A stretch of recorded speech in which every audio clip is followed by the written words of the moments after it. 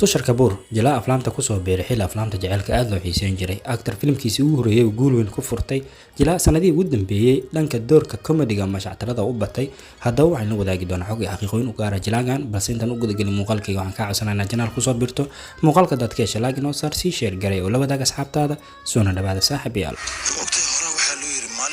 habeen ay talaado soo galayso wali meel beer ah oo sagaare ay joogto wabiga dhinaciisa dadka isku xanaaqo dambiya loo qoray hore loo maqashaday dambi maan gelin marka yaa yiri ma taqaano hadalkaas yaa dhahayna saas ii sheeg waxa yiri kiim xoo ana irano naga tag tushar kabuur ama wiilka Faris waa 47 jir dhashay 20 November sanadii 1976 waxa abu ah rugcadaaga caanka ah Jandar ama Faris waxa uu taqaanaba sidoo kale jilaaga waxa la dhaltay gabar lagu magacaabo Ikta Kabuur waa gabadha iska leh kambaniga caanka ee lagu magacaabo Balaji Films kaasoo sameeya aflaamta musalsalada iyo sidoo kale aflaamta kale loo yaqaan short films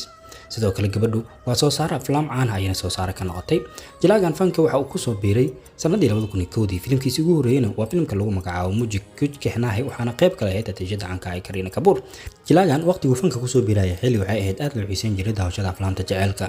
wiliba Soomaalida aad ay u xiiseyn jireen xilligaas shaleemooyinka dadka daawada weeyaan haba u badnaadaan hablaha tushar kabuur ama wiilka Faris wuxuu ka soo muuqda aflaam caan ah Soomaalida aad u xiiseeyaan daawashadooda aflaamta uu ka soo muuqda kuwa ugu caansan waxa laga xusi karaa yaa dilnikaha jina sirfu merili mashkuj kehnahe kaaqe kujtohe insaan iyo sidoo kale taxanaha caanka ah goolmal ama goolmal series waxa uu taqaanaba marka nagna jilaagan xaqiiqooyinka laga diiwaan galiyay hal iyo laba ayaan ka eegi doonaa saaxiibayaal xaqiiqada ugu horeysa jilaagan in kala wadaagi doono waxa weeyaan waxa uu iska leeyahay shirkad sameysa aflaamta taasoo lagu magacaabo Tushar Entertainment House filimkii ugu horeeyay sameysa shirkadiisana waxa lagu magacaabo Lashmi xaqiiqada labaad jilaagan waxa leeyahay single father aan wiligiis aan guursan yani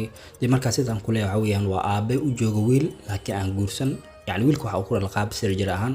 tusaale waa sida Shaaruqan oo kale wiilkiisa Abraham qaabku uu ku dhalo kale wiil ah ayaa u joogo jilaagan Tushar Kabuur xaqiiqada u dambeysay jilaagan inta kala wadaagi doona waxa weeyaan Tushar Kabuur waxa la leeyahay taageero weyn u yahay jilaayaasha kale Shaaruqan iyo sidoo kale Amir Khan dhanka ablahna tirshada caanka ay Tabu ayuu taageero weyn u yahay jilaagan wili fanka Hindiya ayuu ka tirsan yahay saaxiibayaal sanadii ugu dambeeyay kasoo aflaamta Bollywood uu ka soo muuqan hadana waxa uu batay dhankaasi aflaamta web series ka loo daawado ama OTT-ga laga daawado saaxiibayaal hadaba intaas ayaan kusoo gogobay xogtii xaqiiqooyinka koobnaa in kala wadaagay jilaaga caanka ay Tushar Kabuur fadlan haddii aad muuqaalka shalaagi noo saar sii sheer garay oo la wadaag asxaabtaada waan ku mahadsantahay daawashada muuqaalkeena